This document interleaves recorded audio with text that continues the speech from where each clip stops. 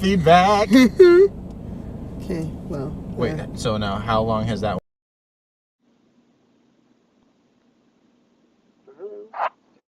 To the beginning. Oh, a minute. Cool. Opening up the borders. And they don't even lie about it. There's a guy named Elysium Medina. I urge your viewers to go on the future Democrat voters. That's the only rationale for it. Also, some of the larger corporations love the cheap labor. But bottom line is the Democrats are importing what they think will be new Democrat voters. There's a guy.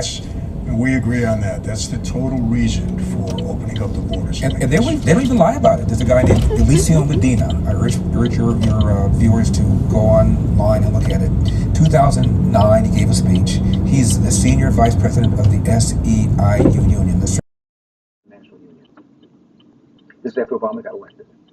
And he said, if we can legalize 11 million undocumented workers, they always say 11 million. 25 million, according to a study by professors from Yale. And they always use the word undocumented because illegal sounds bad, even though there's no term for undocumented in our judicial code, our legal code. The term for somebody in the country illegally is illegal. Illegal alien. It's not racist. It's not gender. It's not race specific or ethnic specific. It's what you are. You are an illegal alien or resident alien, but you're an alien, illegal alien.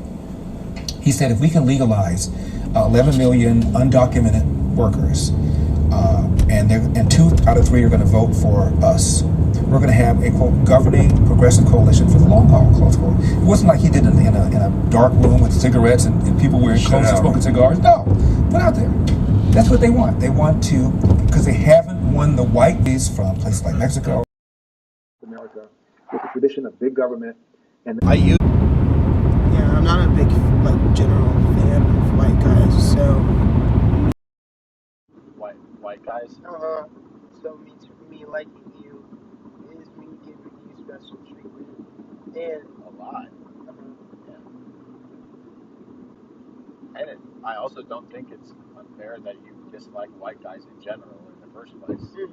Well, I mean, I dislike black guys in general too, so. And so do I. And also white guys in general too.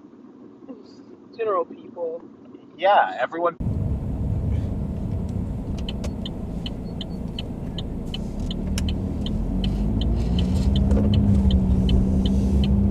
Pretty sure it crashed again. Pretty sure anytime it goes. I think it crashes every time it goes to 0 frames. Uh-huh.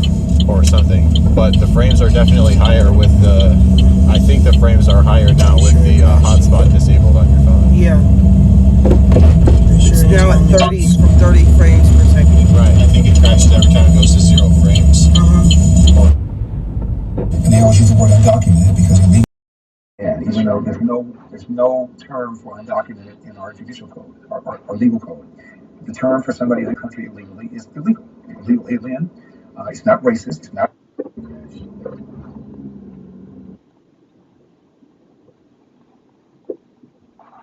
And so do I.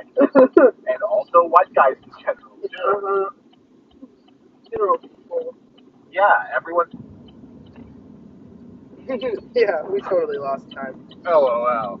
It just wasn't, cuts it's it not out. even there. Every time it goes to 0 frames, it's just not there. Oh my god. It's fucking hilarious. Yep. All right. Okay, well, never can do hotspot and stream on the same device. Never ever. But you have no internet right now, and I'm literally hotspotting on your phone. I don't have no internet. Oh, you don't have no internet? I don't think so, no. Okay, well, we just have to make sure, your phone has to stay having internet. Gotta keep the juice. And I have to stay having internet, unless, we'll have to see how it goes with, I assume you have to have high speed. But we'll see how it goes. If it's dropping to 0 frames, that's unacceptable. Right. But if it's just because we're in the boonies, then that's one thing. We'll just lose that time. Yeah, can't help that. Yeah. Technology just needs to get better. Well, we don't own the best technology. That's true. We need 5G on our phones. 5G hotspot. Well, I just need 5G service in order to get 5G to stream on my phone. True, but we don't have 5G service. I don't think Simple Mobile has 5G, Really? but I could be wrong about that. I don't know. I don't know. We can Google.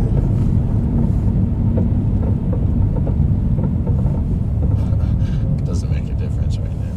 Mm-hmm.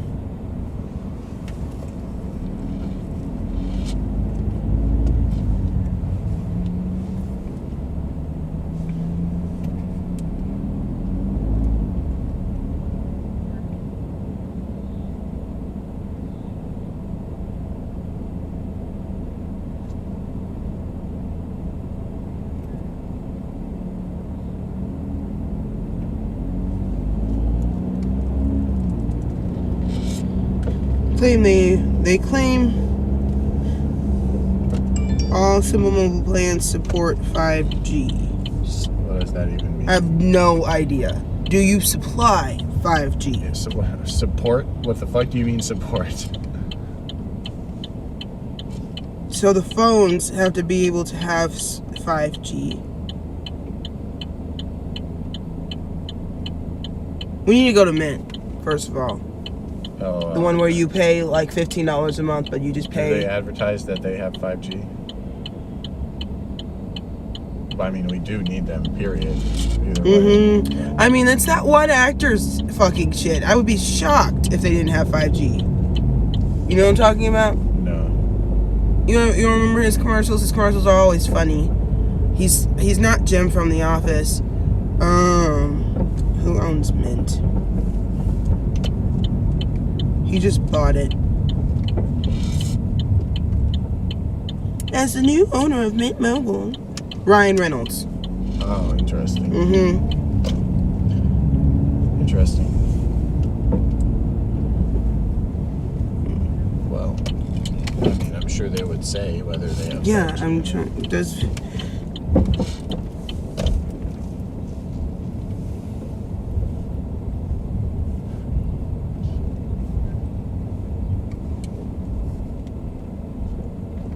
Yeah, our plans let you access 5G data for even better connectivity, coverage, and reliability.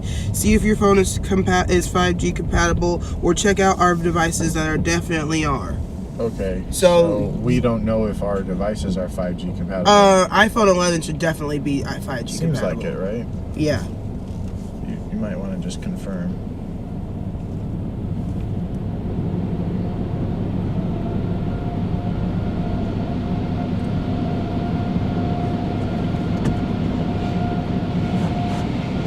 It's closed, right?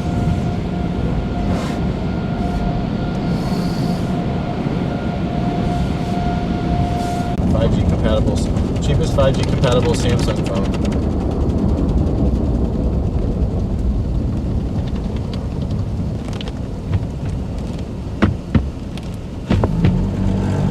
A32. That goes for how much? 150. You got to buy 2 of those. But that's through Boost. We're not getting it through Boost or TracFone. We're not getting Boost. You gotta pay at least $200 for total wireless. That's fine. You got me fucked up if we're going to Boost. So we're staying with total wireless. They are 200. We have Simple Mobile right now, but we can use. I'm sure at the total wireless level, we can get it. We can get one from Mint probably for about that much. Since Total Wireless is offering it. So now, see if Mint has. Yeah. Bringing you 5G for free. Let's see it. They buy for free. I'm guessing maybe they're not charging any extra to get it than they did before. Yeah, that's what I assume. as Yeah, well. it's free. We don't charge you extra for 5G. That's awesome. I better not. The iPhone 13. Oh my god, Samsung A52 is $549. Oh my god. Oh, through Mint. Yes. Oh, That's funny. Is that the same phone that is 100?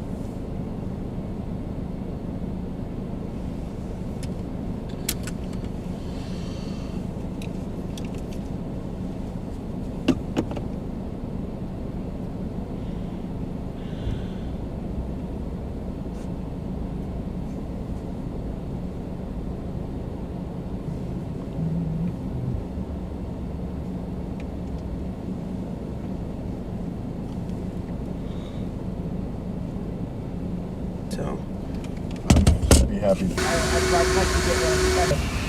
Yep. Cheapest Samsung S series that's 5G compatible.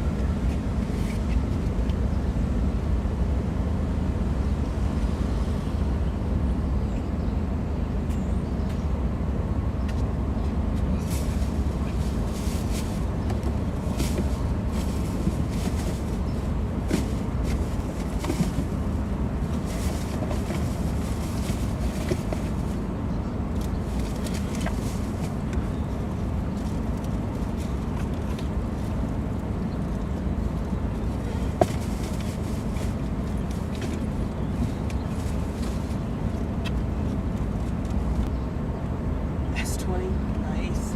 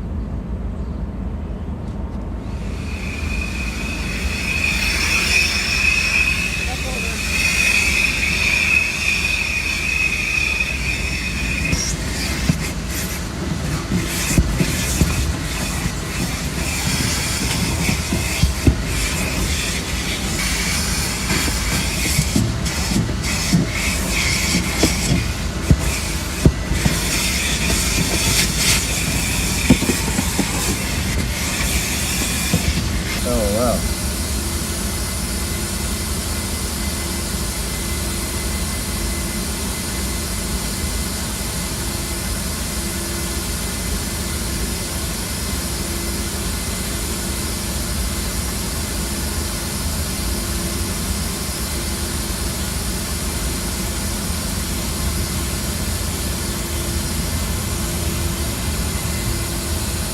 I know.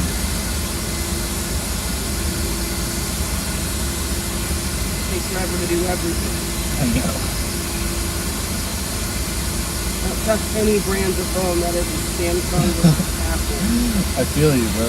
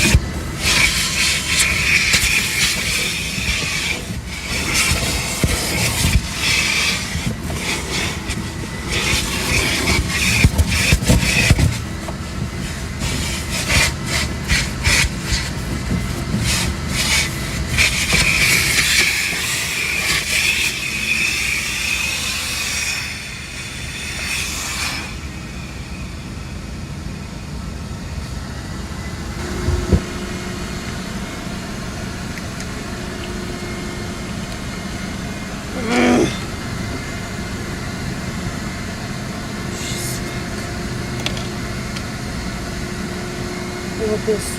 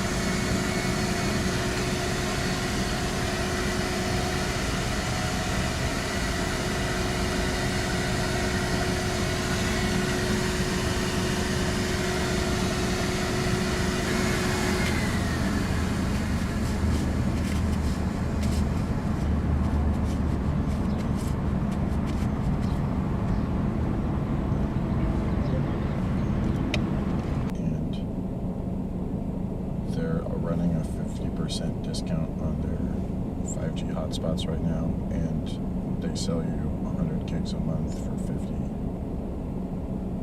How much is the hotspot itself? I think the device was like $300, so it would cost like $150 probably.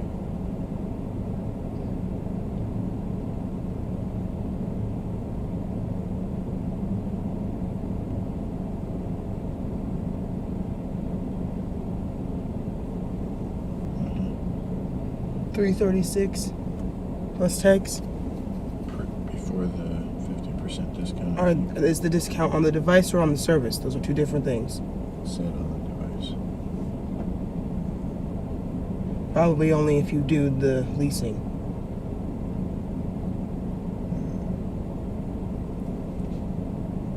It's the only. Apparently. Now it's at 30. What the fuck? Should be fluctuating.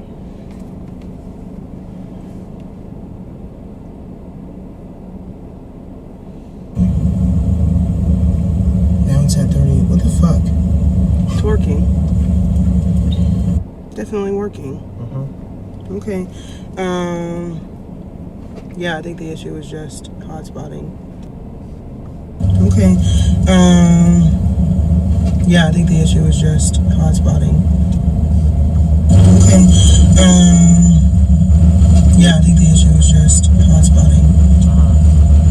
Okay. No, it's looping. Well, because of the feedback, but We need to get out of here.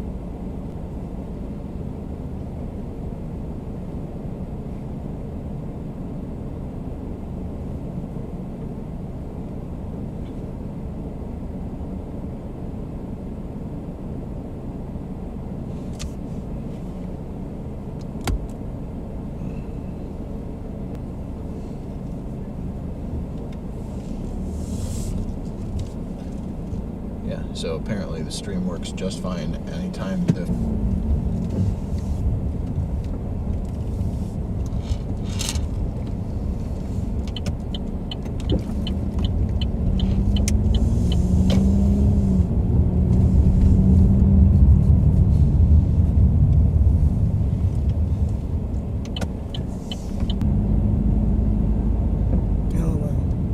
Just jumped. Now it's at 30. we were in a dead zone. Totally in a dead zone. But we weren't really doing anything either. No, nothing worth seeing, really. Car wash. What is that rolling around back there? Oh, there's a bottle of water up on the thingy. So I put it up there while I was cleaning. I understand. It's not the end of the world. It's just a bottle of water.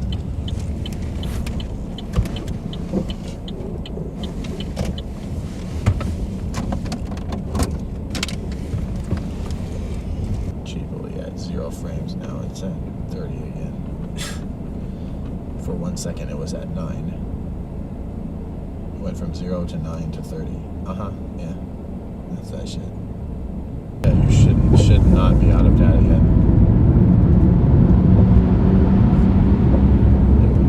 There's no way. 1 second it was at 9. It went from 0 to 9 to 30.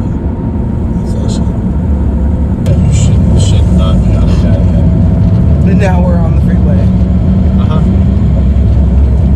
There's no way.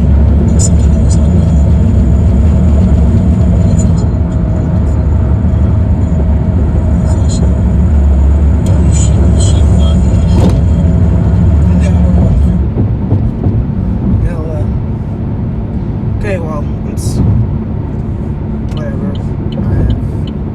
Well, it basically only works when it says 30, from what I can see. That's fine. It works whenever it works. We're doing the best we can do.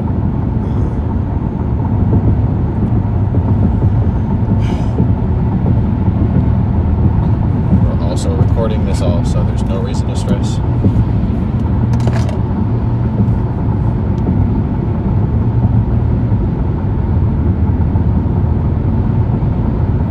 As soon as we have the money for the right shit, it'll work the right way. So then it'll work the shitty way. It's better than nothing. Can I see the purple people? Every single time I pick it up, you ask for it. It's really annoying.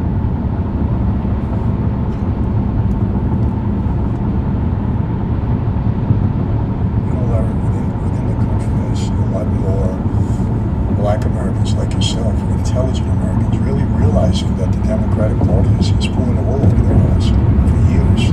Do you see that changing within our citizens here? Incrementally, yes, because if you look at Trump, I campaigned with him in 2016. We went to a black church in Cleveland. He talked about school choice. He talked about the importance of family, and he hammered.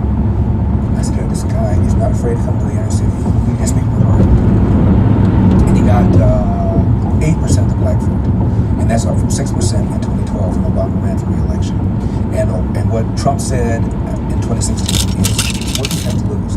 He talked about the poor quality of schools. You know, in Baltimore, there are 13 urban public high schools in Baltimore where 0% of the kids can do math at grade level.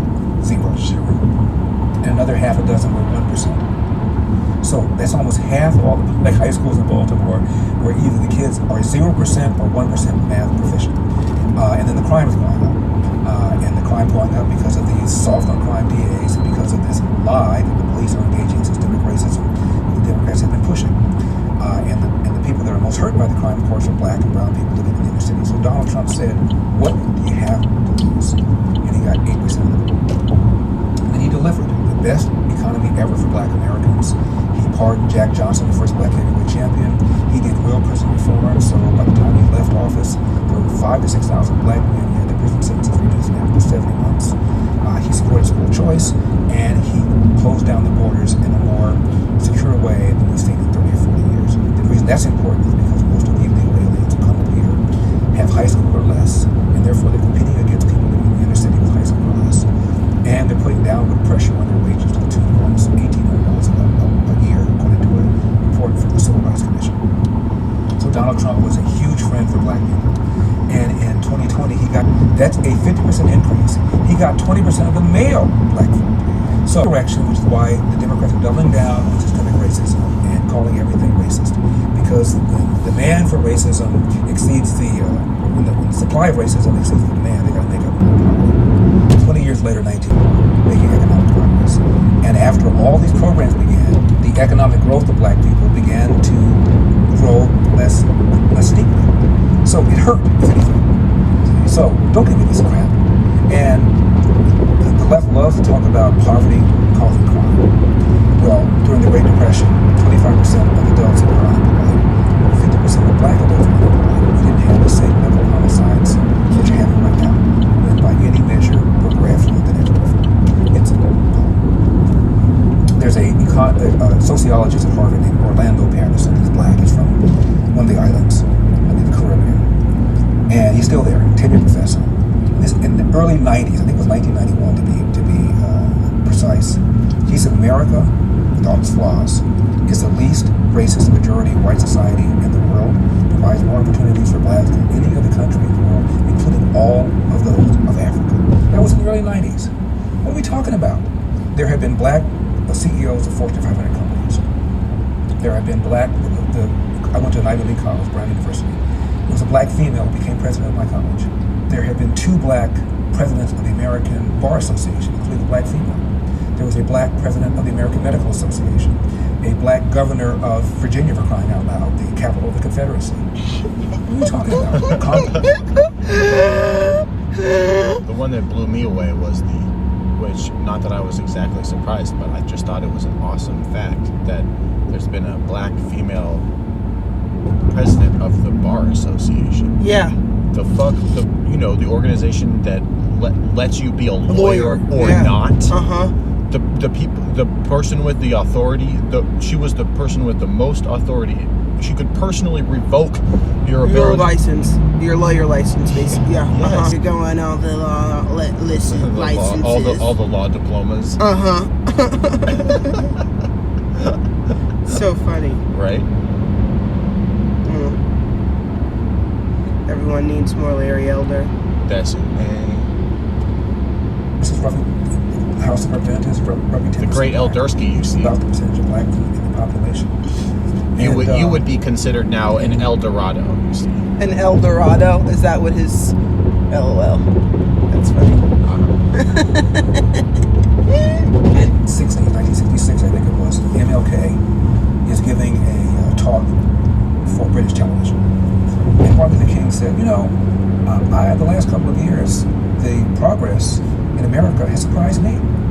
Civil Rights Act was passed in 64. It's now 2 years later. He said, the racial progress has surprised me.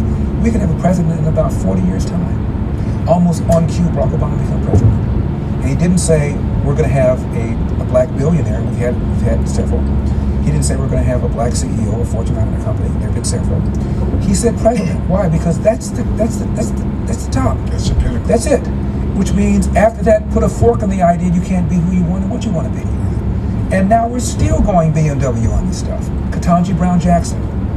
Oh my God, the first black female in the Supreme Court. Well, we could have had one years ago because for 2 years, Biden and the Democrats held up the nomination of Judge Janice Rogers Brown. California, where you and I are. She used to be a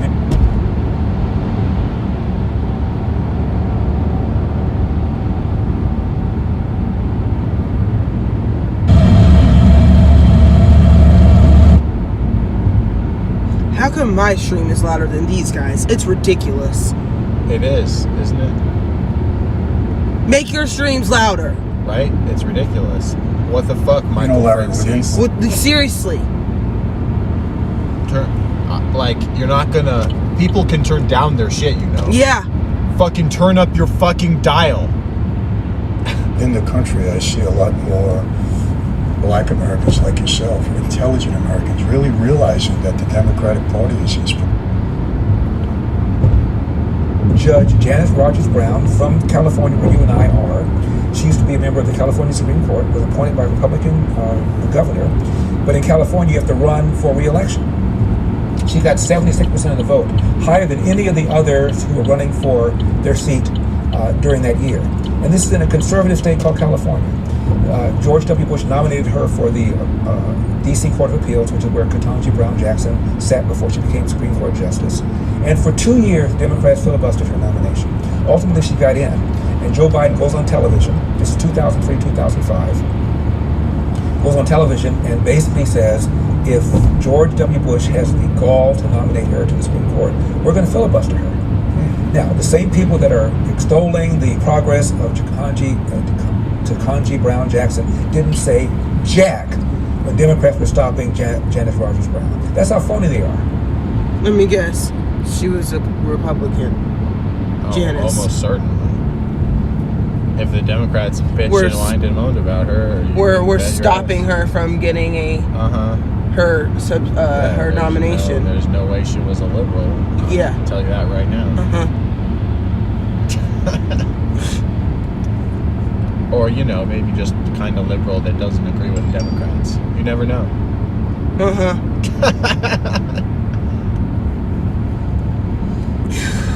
Since Democrats are like not even liberal anymore. You really can't say for sure. And more than that, though, Michael, again, after Obama became president, everything else is anticlimactic. This is the first president. Come on. She's the third black person on the Supreme Court. Politico did a column about her, and it said, Ketanji Brown Jackson will be the first black member of the Supreme Court. Hello, Thurgood Marshall, Clarence Thomas still there. They had to change that. Clarence Thomas still there.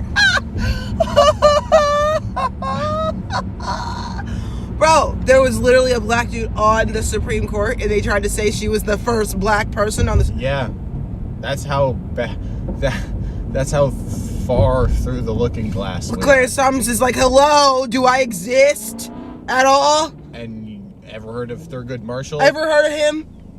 No, right? No, right? Or you just absolutely don't give a fuck how hard you lie Holy shit. for your side? Like, you already know all this shit? You but have to. That's just how much you don't give a shit, clearly. You thought you could get away with it. Yeah, because, you know, they've gotten away with bigger lies, you see. That is ridiculous. Actually, the problem was that lie wasn't big enough, you see. That is ridiculous. Too easy to disclaim. That was the problem. Too obviously false.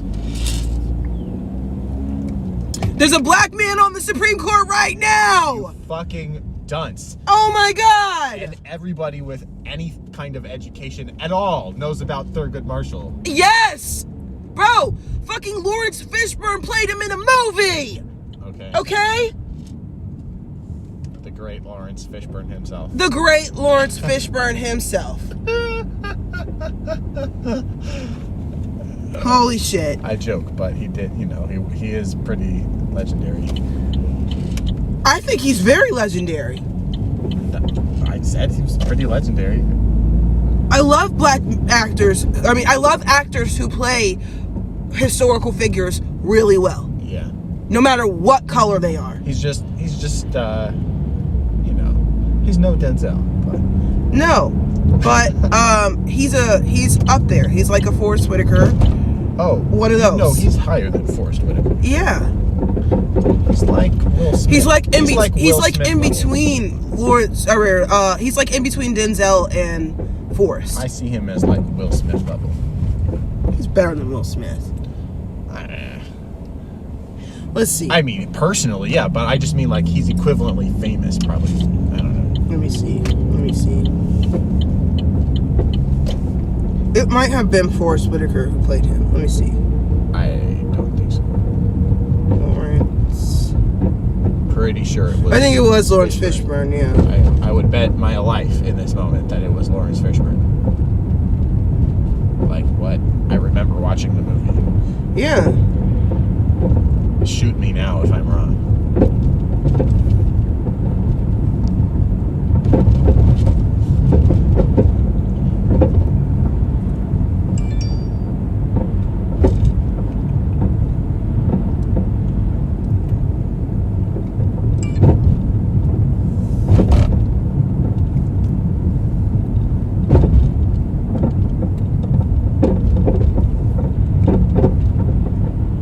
Yes, it was Lawrence.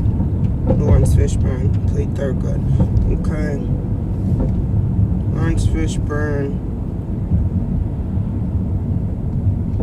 Oscars.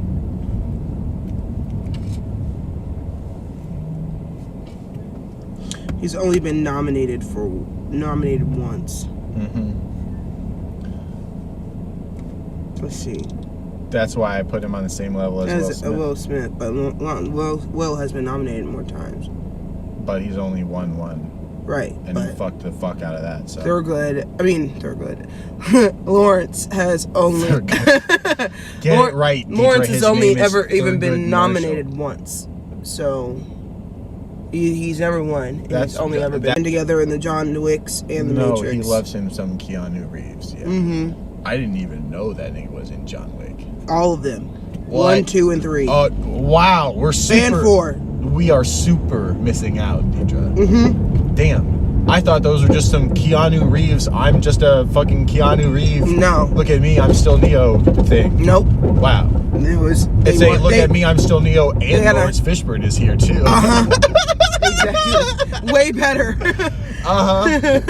Yeah, way better. Way better.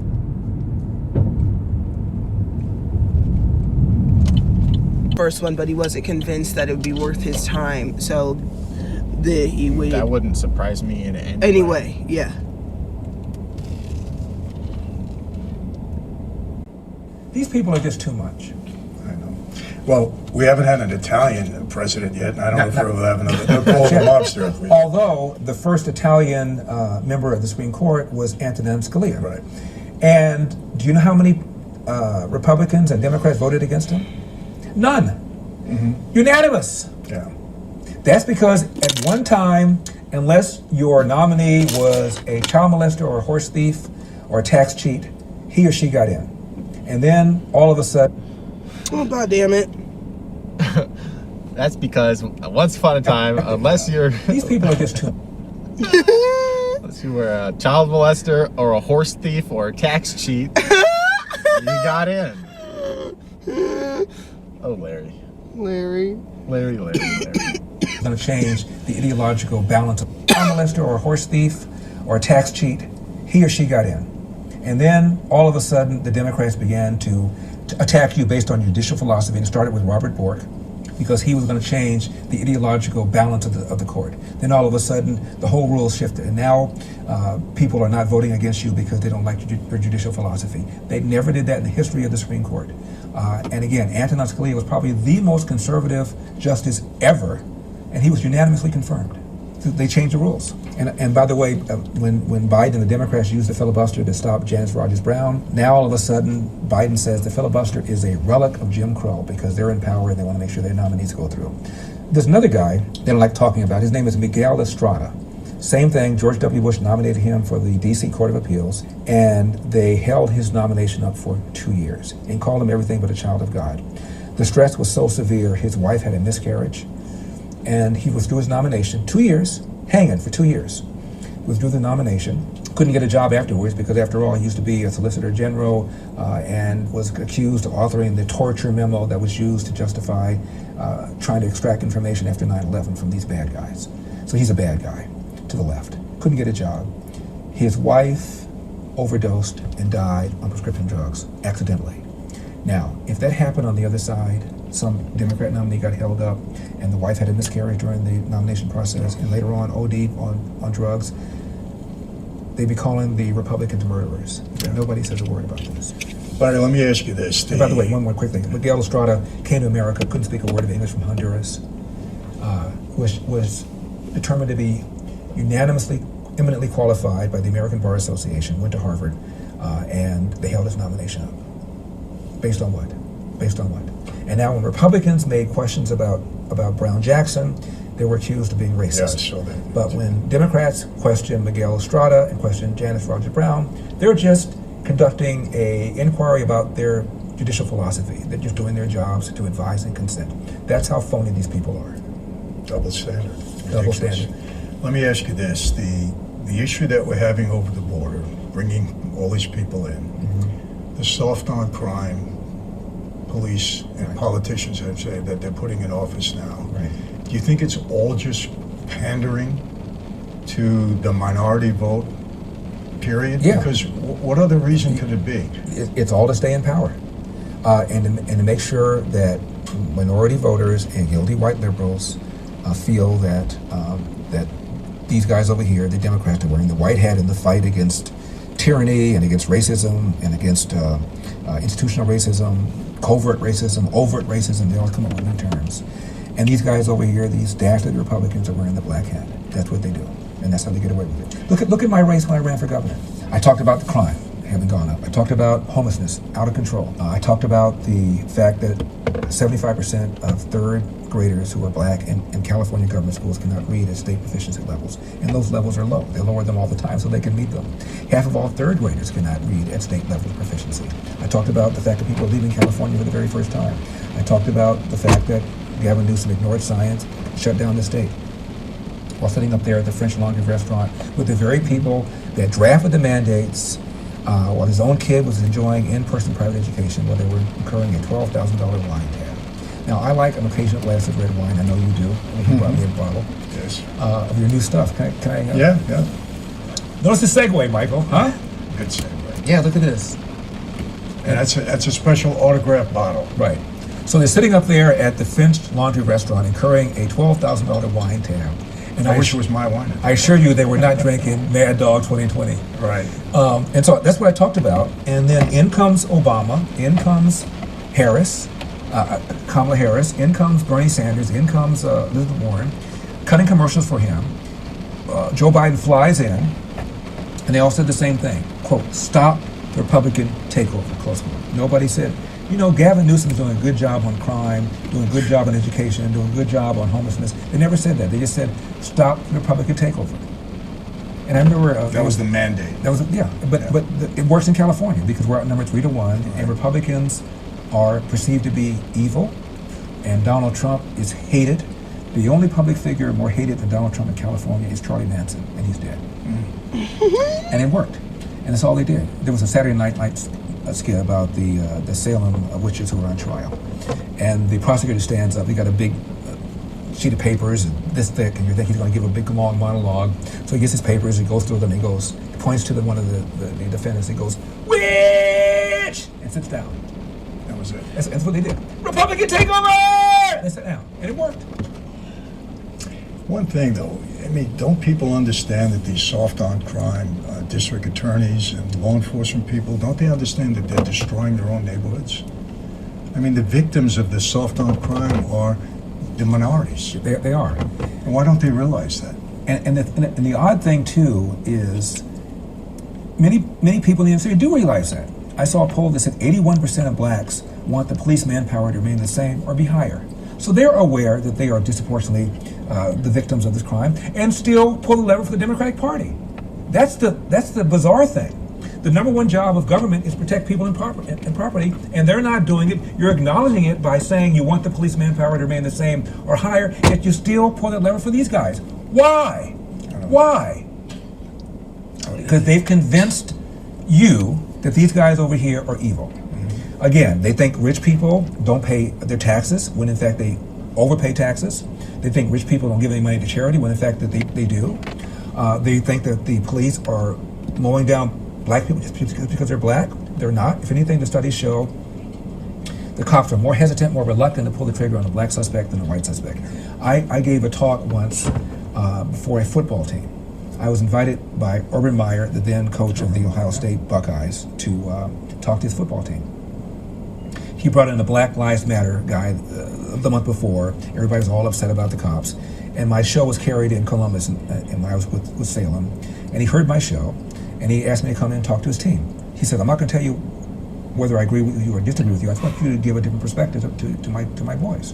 So I came in, and I said, gave him all the stats, the studies, and for years the studies have shown the police are more hesitant, more reluctant to pull the trigger on a black suspect than a white suspect.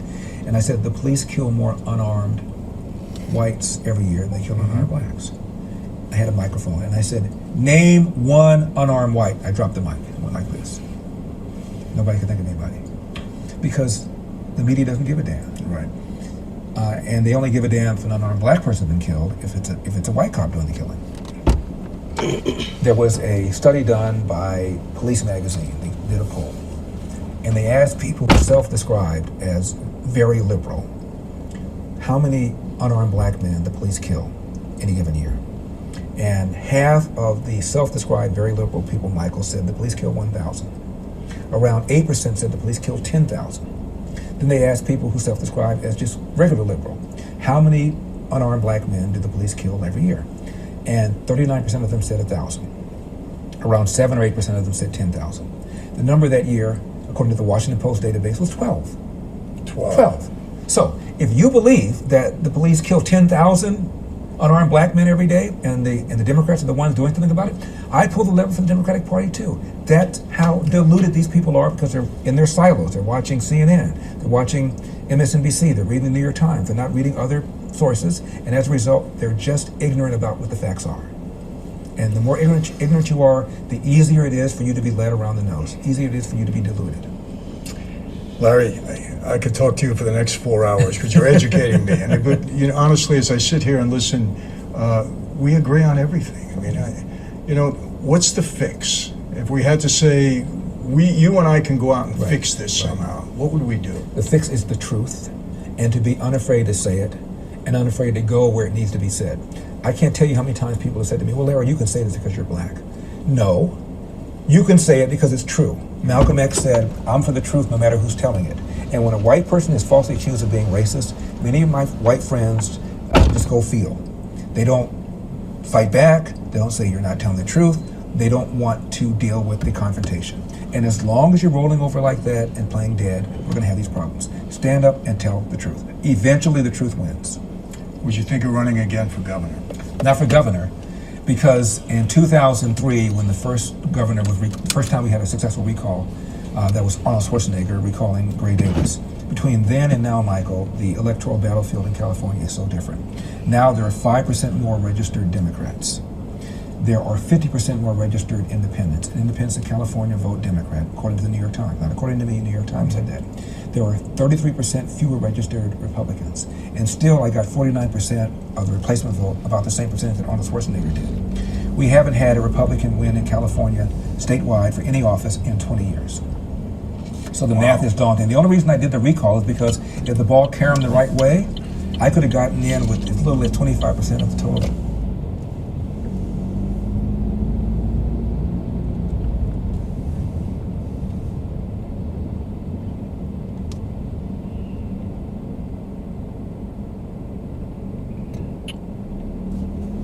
Hotspot turned off for some reason, but I turned it back.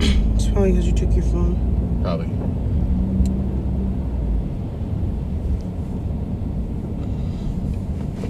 It worked the whole time I was gone, though, didn't it? It's because I had loaded the video a decent amount. Was cast, assuming 50% plus one voted to recall this man. That's why I decided to do it in a recall election. But one-on-one, it's almost impossible to win. But I've not closed the door for another race, higher office down the road. What's higher than governor of California? Ain't much left. That's right. Well, you're well qualified. Thank you. That's for sure. I appreciate it. And I would support you undyingly. I appreciate it. I appreciate that. And you've been terrific. Candace Owens. I gotta brag on her for a while. She is my girl, and she has told me that I inspired her to stop being a brain dead liberal and start thinking about her views. Really? Yes, I think she even used the word mentor. And while we're bragging on Larry Elder again, I've got a coaching tree. Candace Owens has credited me with opening her eyes. Ben Shapiro has credited me with inspiring him to get into the business of talk radio and conservative commentary.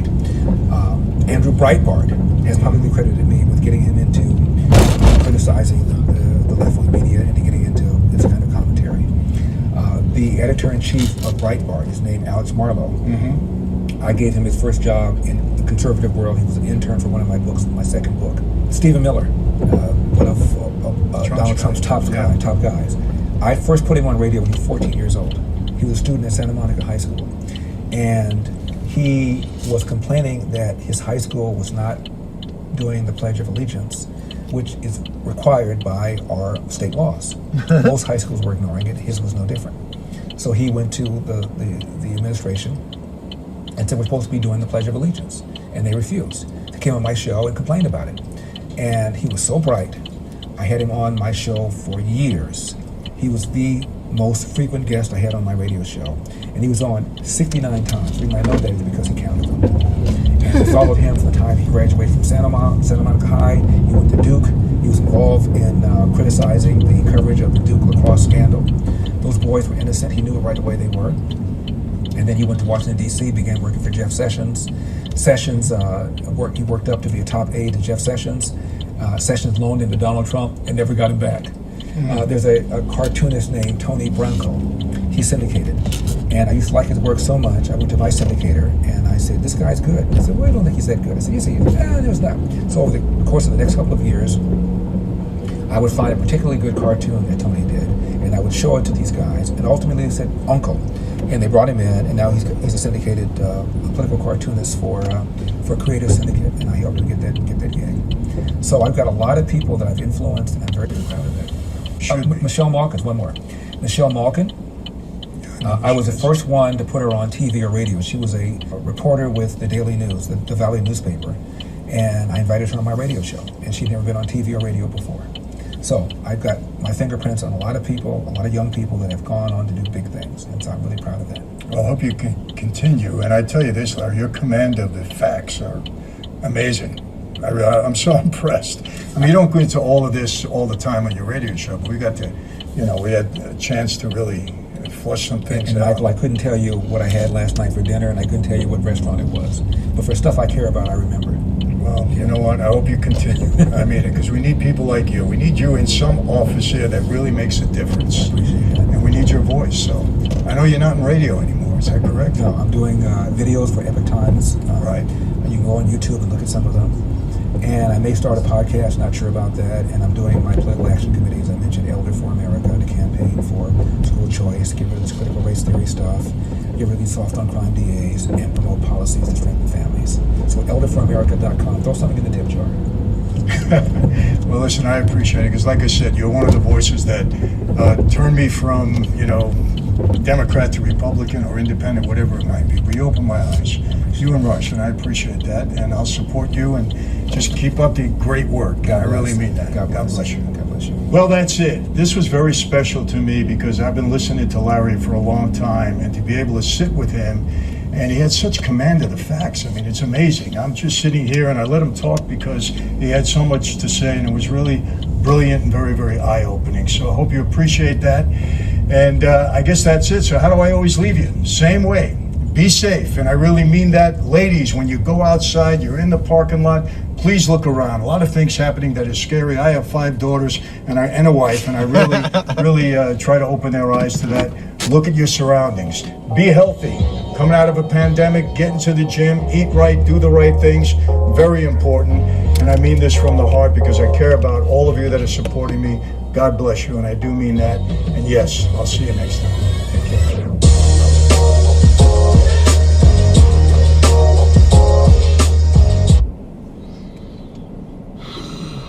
Feel more bad about the crimes you did, bro. That's all I gotta say about him. He's a great guy, but you need to feel more bad about the crimes he did. I swear to God. You're probably right, but I haven't talked to him about it or heard him talk about it in any detail. So Yeah, that's my problem.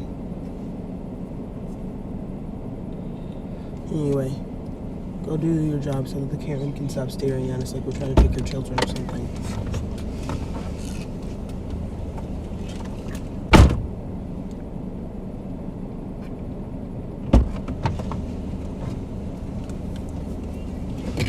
LOL. What? I cannot believe I did that. What? We're at the wrong place? I accidentally said I had the order when I didn't have the order, and then thought I did have the order. So we don't even have the order? Correct. It's still at McDonald's. But I know where the McDonald's is, at least. Do you know the numbers? I think so, yeah. Okay, well, whatever. Message the person if they just Yeah, if they message if you. they message me, I'll just explain. Explain, yes. Okay. So there should be some. Yeah, other- no, I know. in I'm your going to the history. Clarence Thomas one. It's right here. No, there was another one. Another Larry Elder one? Yeah, there was before the Clarence Thomas one autoplayed. There was a different one that autoplayed. Okay, no holds barred. Yeah, As he Mr. Elder, explains thank why you he so threw much his for hat joining us. in the recall election. yeah. So this is from a little while ago when he was running to be governor. Governor. He said in the future he'll probably run for president. Bet. He's got my fucking vote. That's what you didn't notice when he said that. I was just. He said he was going to run for something bigger, but I didn't hear him say president. He didn't say president, but he said, "What's higher than governor of California? Ain't much left." Right. And so he was obviously saying he was going to run for president, and then Michael was like, "Well, I would support you in dying." I would give that nigga money I don't have for him to be president, and I plan to donate money that I can't afford Yeah, if I'm still broke. Yep, Swear. that's how I felt when Trump ran. No, I feel that undyingly. But I mean, I can't get away from all the propaganda for sure with Trump yet. You know, there's just so much of it. But Larry, oh, I'm all for him. reason Larry's a Trump supporter. Yeah, I know. Which is why, I mean, I'm much more inclined to believe that there's basically nothing wrong with Trump other than him being an idiot sometimes, but I think that's funny. So.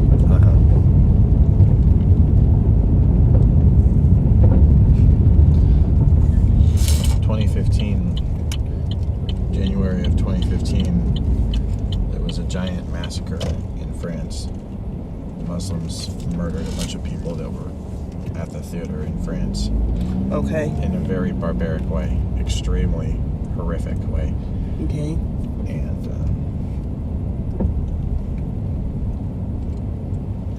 And like right after that, Trump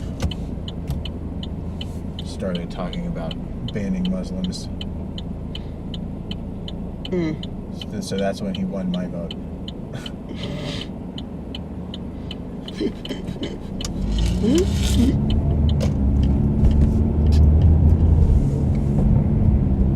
It's going to be fun to meet with you and hear your ideas on our questions. I'm Chad Weber. I'm the opinion editor at Dressing Up Beat. So, as you very well know, I'm sure, California is the world's 5th largest economy. It's the most populous state in America. It's a trendsetter and leader in technology, agriculture, and entertainment. So the task of governing such a powerhouse is daunting. So the question for you to start this off, please tell us specifically what experience you have in running complicated organizations and what qualifies you specifically to think you can become California's next governor. Well, I would respond by saying, what experience qualifications does the incumbent have? He was the mayor of San Francisco. For 8 years, he was lieutenant governor, had all sorts of time to think about what he would do were he to become governor.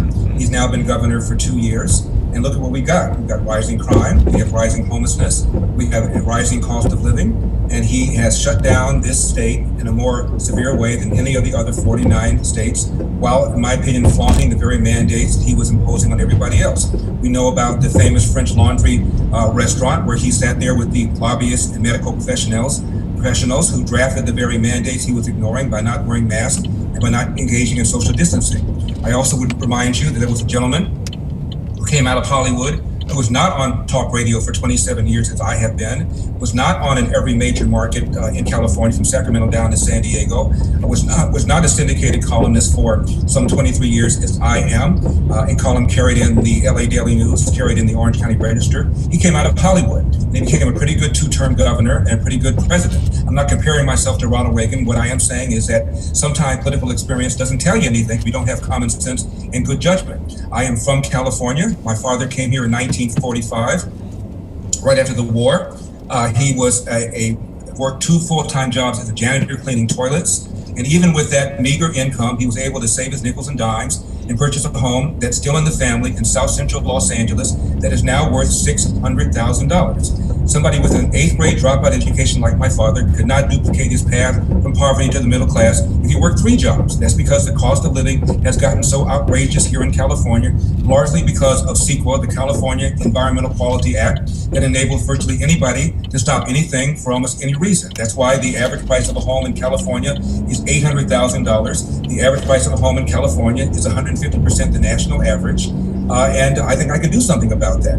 One of the frequent guests I have on my radio program is an economist, brilliant economist named Leo Hanian. He teaches at UCLA, and he says because of CEQA and other policies, the average price of a home in California is literally 50% more than it otherwise would be. I know it's a long way of answering your question, but I think it's about common sense and good judgment, and I think I've got that.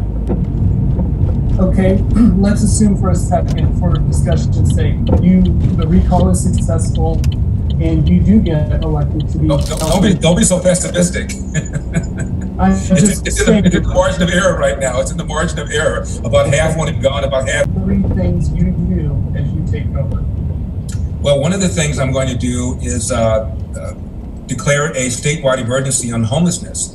One of the reasons we have the homelessness problem is because of the price of housing that I mentioned just a moment ago.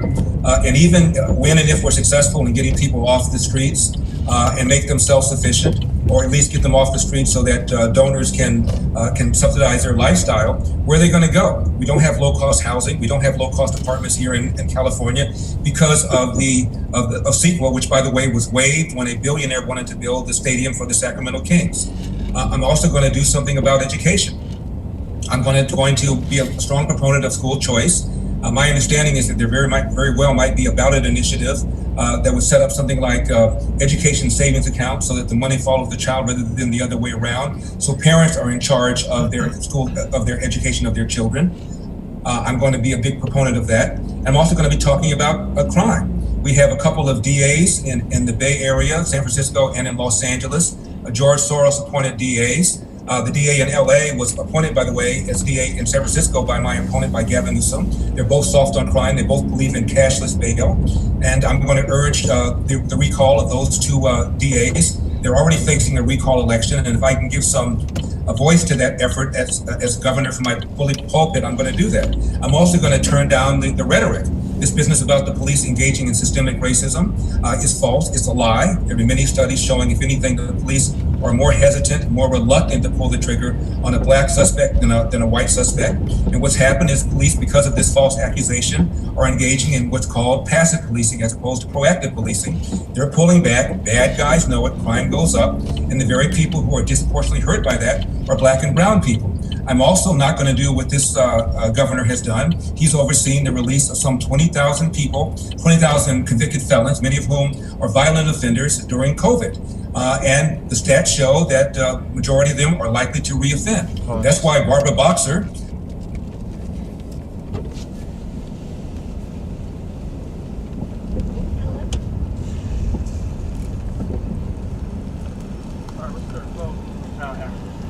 I'm sorry? Oh, I just have a DoorDash. It might be ready already. All right, you come on close to the first one.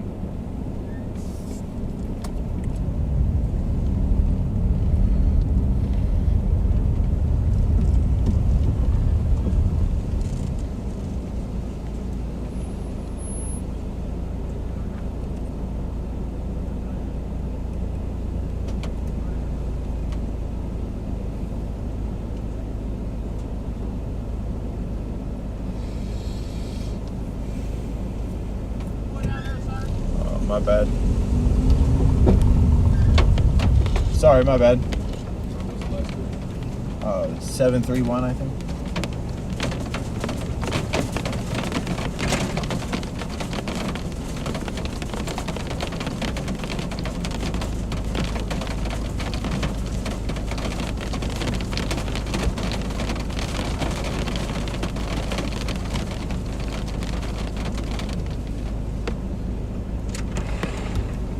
You too.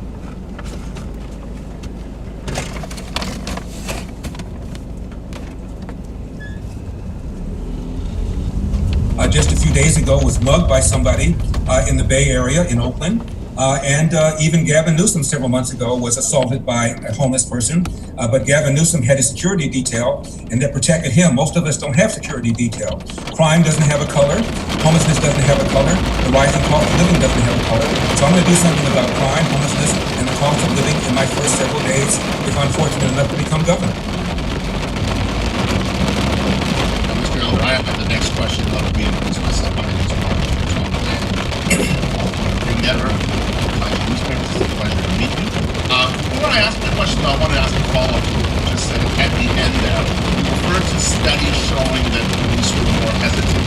What studies are you referring to? Well, there is a big article I urge everybody to read in the Washington Post, April 27, 2016. The reason I know that date is because that's my birthday. And they talk about studies going back over decades, including from researchers at Washington State University. I believe it's Washington State, not University of Washington, but it's one of those two in Washington State. That's talked about their research going back over decades, where they do simulations of police officers, and they find that the police officers are 3 times more hesitant to pull the trigger on a black suspect than on a white. What do they mean, simulations? I suppose you would have to look at the study to know exactly what he means by a simulation. But I imagine... Why wouldn't you just pull the numbers? question. You have to ask them, or someone who knows about the details of the study, or just look at the details of the study. Suspect. Also, there's a front page article in the New York Times, same year, 2016, about a Harvard economist named Roland Fryer. Roland Fryer is so brilliant. He is Harvard's youngest tenured professor in its history, and Harvard is the oldest college in America, if I'm not mistaken. And he assumed that because of the high-profile deaths of people like Freddie Gray in Baltimore, Tamir Rice in Cleveland, Eric Gardner in New York, of course, Michael Brown in Ferguson, that the police were in fact engaging in the use of disproportionate force against black suspects compared to white suspects. After his research, he said it was the most surprising finding of my professional career. He found not only were the police not engaging in Okay, now this one sounds like they pulled the numbers.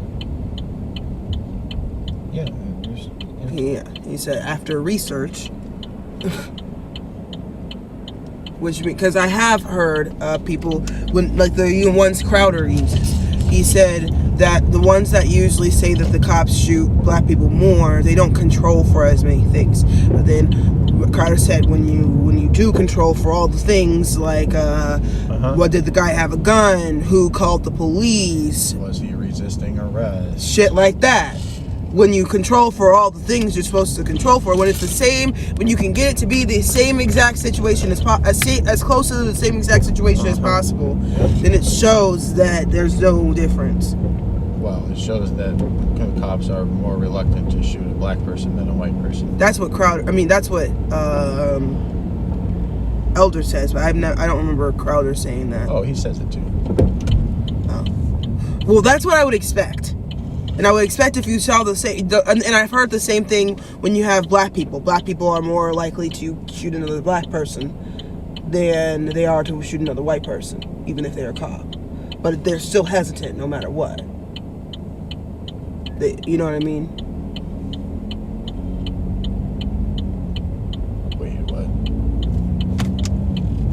A black cop is more likely to shoot a black suspect than a white cop is likely to shoot a black suspect. Okay, Yes. and vice versa. A white cop is more likely to shoot a white suspect than he is to shoot a black suspect.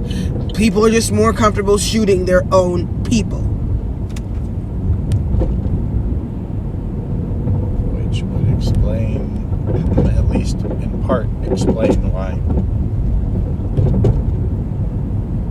the police in general are more likely to shoot a white suspect. Yes, because more of them are white.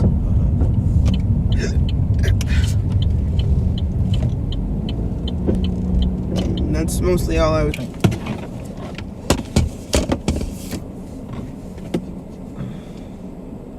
Poor puppy slid down the hill, lost his footing. Cheaply slid. Cheaply slid.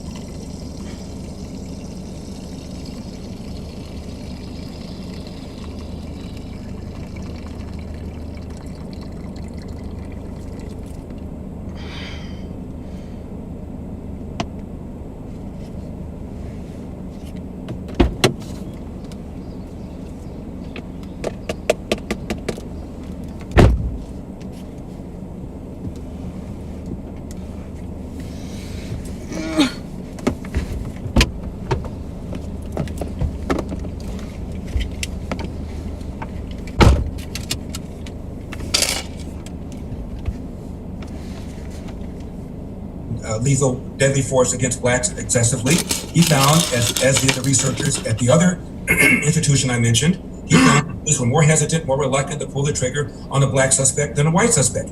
It's a lie. Now, a lot of people on the left believe in lies, and many lies are just simply innocuous. This is not an innocuous lie because it does two things. As I mentioned, it calls suspects. For his research, he said it was the most surprising. of my professional career. He found not only were the police not engaging in lethal, deadly force against blacks excessively, he found, as did the researchers at the other institution I mentioned, he found police were more hesitant, more reluctant to pull the trigger on a black suspect than a white suspect. It's a lie. Now, a lot of people on the left believe in lies, and many lies are just simply innocuous. This is not an innocuous lie because it does two things. As I mentioned, it causes the police to pull back. It's called the Ferguson effect or the George Floyd effect. It also causes young black men who falsely believe this narrative to refuse to comply. Virtually every one of these deaths could have been avoided had the suspect complied. I've often said to comply, you won't die. But if you're a young black person who's been indoctrinated with this false narrative that when I get pulled over by a cop, the cop's going to do something bad to me, why should a cop cooperate? My father always told me, whenever I got pulled over, make sure your left hand is at 10 o'clock, your right hand is at 2 o'clock. Make sure your paperwork is in order. Say yes, sir, say no, sir. And if you feel you're mistreated, get a badge number and settle it later on. That is not happening because of this false narrative that a lot of young black men are buying into. And I think it's hideous. So you don't believe that black men are disproportionately involved in police-involved shootings? I didn't say that. I said I don't believe that the police are disproportionately using deadly force against black people. The number one cause of preventable death of young white boys, young white men, is accidents, like car accidents or drownings. The number one cause of preventable death for young black men is homicide, almost always at the hands of another young black man. That is why the cops are in the neighborhood. But that is because of the family breakdown. If I could just say a little something about that. Back in 1965, a nouveau liberal named Lyndon Johnson launched what he called the War on Poverty. At the time, 25% of black kids entered the world without a father married to the mother. Now, you and I could have a discussion about to what degree that 25% is because of slavery and Jim Crow. But right now, that number is almost 70% of black children brought into the world without a father married to the mother. And forget about elder. Barack Obama once said a kid raised without a father is 5 times more likely to be poor and commit crime, 9 times more likely to drop out of school, and 20 times more likely to end up in jail. Now, we ought to be asking ourselves, how have we gone from 25% of black children brought into the world without a father married to the mother in 65 versus nearly 70% now? And I argue that it's because of the welfare state. What we've done with the welfare state is we've incentivized women to marry the government. We've allowed men to abandon their financial and moral responsibility. And it's not just black families, nearly 50% of Hispanic families, children are brought into the world without a father married to the mother. And now 25% of white kids enter the world without a father married to the mother. 40% of all kids in America today enter the world without a father married to the mother and into the product of the welfare state. And I think we ought to be talking about that far more often instead of talking about things like systemic racism and falsely accusing the police officers of engaging in it. We're going to ask you a lot of questions today, Mr. Elder, mostly on the state, but since the governor of California, These people hate him. They couldn't hate anyone more. Yep. They're not even listening to what he's saying. They're like it's like you cut and pasted Democrats from like Civil War Democrats. Those motherfuckers from that one video who was listening to Van Those Jones. Oh my god. They need to fucking interview him, Larry Elder. Oh, the know nothing white Yes. motherfuckers. Yes. Listen. Who were like, I love the term ultra mega. Oh my God. It's so great. Ultra MAGA. What a based, sick ass burn against the Republicans. Yes. Yeah. Those guys.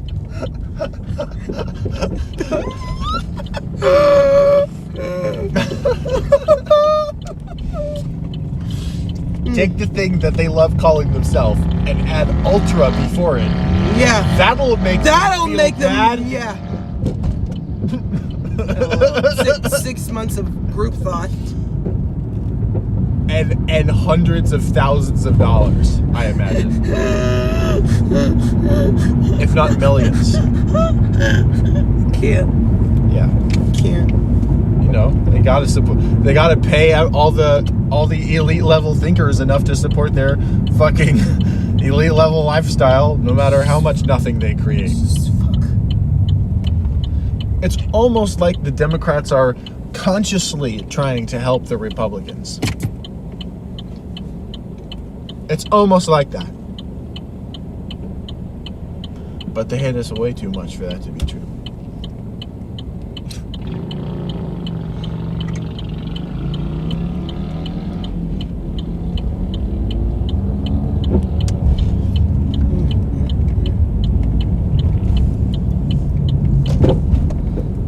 Serendipity, Christopher. Serendipity, Nidra. Surrender to the serendipity. I love dash cam. Ain't it great? Yeah. Yeah. I know I would watch the content we create. Destiny? Because you don't have to watch it, you see. Yeah, you see. So- It's basically a podcast. Yeah, it's pretty much a podcast with some good visuals. And anytime anybody wants to, we could show ourselves. Yeah, if you want. Yeah. As soon as you go away, I'm turning it back around.